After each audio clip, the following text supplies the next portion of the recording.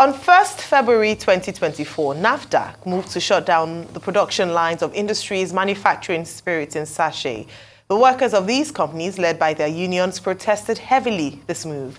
They took their complaints to NAFDAC offices, the National House of Assembly, and some states' House of Assembly, alleging that over 5.5 million jobs were at stake, as well as the livelihood of many families and their dependents. The House of Reps, intervening in the matter, set up a committee to carefully review the issue to find a solution. After listening to the arguments made by the various stakeholders, the House determined the economic concerns far outweigh the NAFDAC's position, especially since those could be mitigated by adequate regulation and access control, just like in the case of tobacco. On March 21st, 2024, the House passed a resolution unanimously asking NAFDAC to lift the ban. Unfortunately, since then, NAFDAC has refused to heed the call of the House of Reps, and the ban remains still in place. To discuss this, we have Jimoh Oyibo, National President, Food, Beverage, Tobacco Senior Staff Association. He'll be telling us why workers are protesting NAFDAC's move to shut down the production lines of industries manufacturing spirits in sachets. Good morning, and you're most welcome to the morning show. Good morning, madam. Thank you very much. Excellent. Thank you for having me. Mr. Oyibo, how did we get here? Please give us an update on all that has happened so far. Thank you. And will you say NAFDAC's position is faulty? Absolutely. Why? However, let me start this way. Sometime in February, we were taking on our way. We were in a program when the new fitted in that our factories have been shut down. I mean, within that subsector, that the factories have been shut down. The reason, of course, was that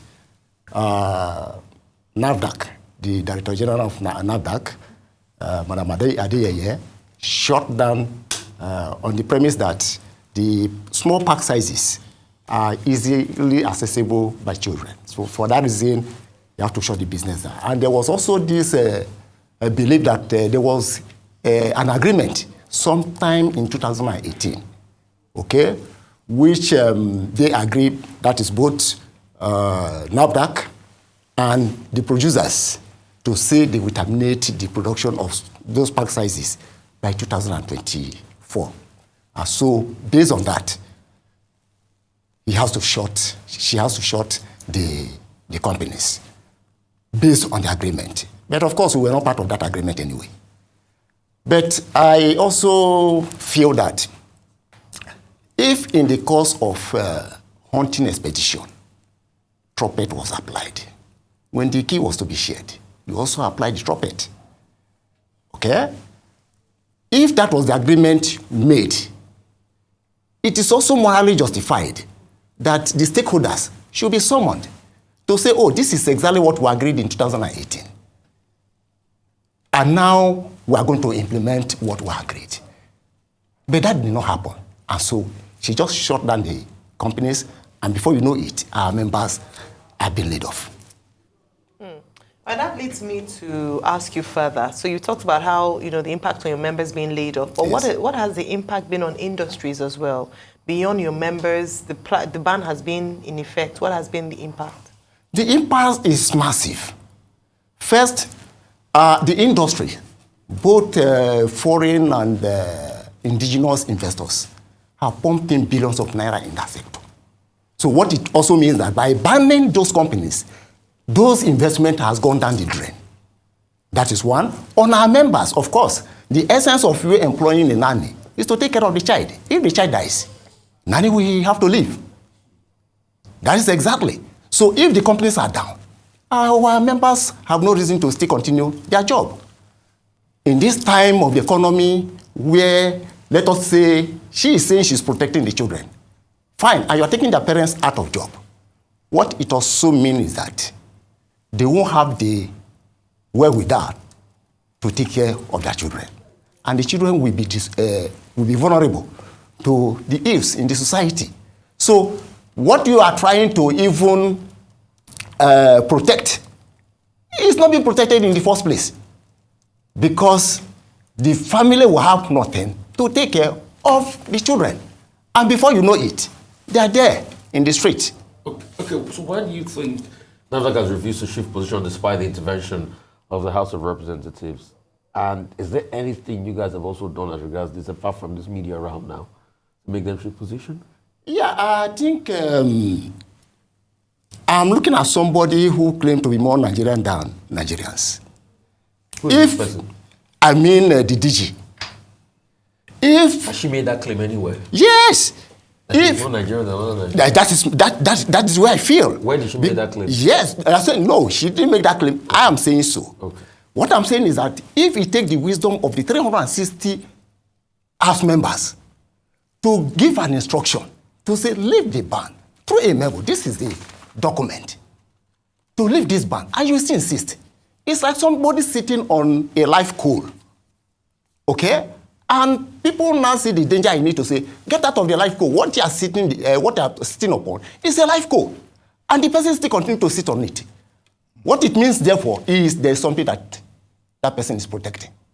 So, irrespective of the heat that is coming up, you want to bear it. Okay, Mr. Oyibo, I mean, it sounds like, news, music, that you claim that your body, your group, was not part of the negotiation. Because I thought that the position of NAFDAC was that they gave long notice.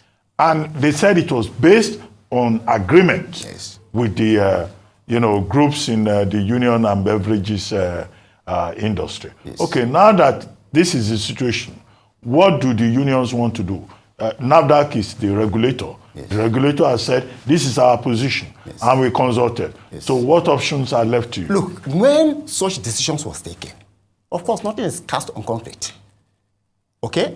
One had expected that when the due date came, the stakeholder should have been as well summoned to say, look, this was what we agreed. And I tell you, in the process of this, some other things to summon you over what you already knew about, what you were part of? That was what I said before.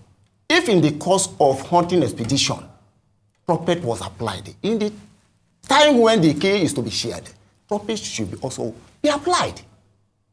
So if it takes... I don't understand this antelope analogy. Fine. The sharing of antelope. Fine, yes. If we had discussed to say we are ending this, is it not morally justified that we'll come back again to look at it? And then if it is at that point, okay, it's not become obvious that there's nothing else we can do than to shut it down, then you take your decision. That is my position. So what will the unions do now? The union have said we can't fold our hands to see our members thrown out of job. Over 500,000 members thrown out of job. In this time of Nigeria economy that is bleeding, we can't fold our hands and see our members thrown out of job. So we are calling on President Tinubu that if his renewed hope agenda is anything to go by,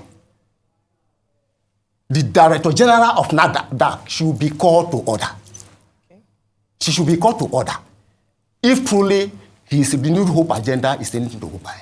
All right. I think you've begun to delve into my next question to you, which is, what is the way forward? Because at the end of the day, what you're here for is resolution. What you want is resolution on both parties, from NAFDAC's perspective and your union both. So what's the way forward? The way forward, of course, is this resolution from the National Assembly. That was on the 21st of March. Okay? First of all, when the National Assembly invited us for a meeting, the DG refused to attend that meeting. And so when all stakeholders, both customs, you have the road safety, you have MAN, you have the organized labor, they were all there. And when we were unanimous on this position, okay, she was not around. And then, in the wisdom of the House, they said you cannot shave a man's head on his behalf. For that reason, the meeting was also extended by 3 days. Eventually, she came. And at that point, she was directed to say, leave the ban. For reasons being that the economy is bleeding, there is no job somewhere. If you are not creating any job, why should we take the little ones that are available? Okay? And at that point, all of us agreed and left. That was what gave birth to this circular. And what she's now claiming is that she has not received any directive from the Minister of Health. And not until she receives a directive, she's not going to heed to this directive. Yeah, because the resolution of the House is advisory. It's not binding. Agreed. When it is called resolution, it's an advice, a piece of advice. Yes. So she may be right. But if you look at the reasons why this advice was given, you also will know that it is not out of place for her to have implemented this resolution. So you want her to implement this resolution? Yes. Now? But I want to ask, what is the state of the businesses now since they've shut down? How are you guys existing since 21st of March? Yes. How do we live? How have you been living? On borrowed fund. Borrowed fund? Yes. And the companies are not coming back anytime soon? They are not coming back anytime soon because we don't want to go against her decision. Until she lifts this ban, the companies are not going to open. No, and but what are your key arguments? Because she was saying that NAFDAC is acting in public interest. All this sale of alcoholic sachet drinks in motor parks, that's what they are trying to control as the regulator. Yes. So what is your key counter argument beyond, it's affecting our businesses? Yes. You can produce other lines of products. Yes. It's only the sachet they are banning. Yes. So what's the key argument? Now, when you take that pack size out of the business is collapsed. Now, if you look, if you look at what is happening... Are your companies producing only for young people to drink? I'm coming, sir. Alcohol. I'm coming, sir. If you look at those pack sizes, because if you look at the economy today, almost every food is on sachet. Yeah. Even apart from the food, just go to the common staple food, the yam, watermelon, you see that it is being pieces and people are selling it in piecemeal. Have you not seen it, sir? Yeah, it's a sachet economy. Yeah. It's sachet economy. Yeah. So if you take that pack sizes out of the business is automatically closed. And then you see a surge, of workers' turnover. What I mean, that's the workers will live in growth in these companies. So where do you want them to go and take care of the family? When you are not creating any job, the little one that is available, you are taking it away. No, we can't fold our hands and let us succeed. It's not going to happen. Better to have a country of drunken young men. No, but if you even look at it, the producers of this product over the years have committed huge sums of money, in educating the public. Drink responsibly. Don't sell to underage. It's in the public domain. You can find it out.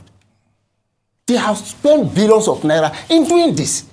So what NAFDAC need to do is to complement their effort by regulation and access control. So I think it's a lazy way of addressing an issue to say ban. So if tomorrow we have fresh from Gary, all Gary in the market will ban. Or we have issue with yam, all the yam in the market will ban. So it's a lazy way of addressing an issue. So if she's not too sound as to handling... She's a professor. Agreed. It can be a professor, but not...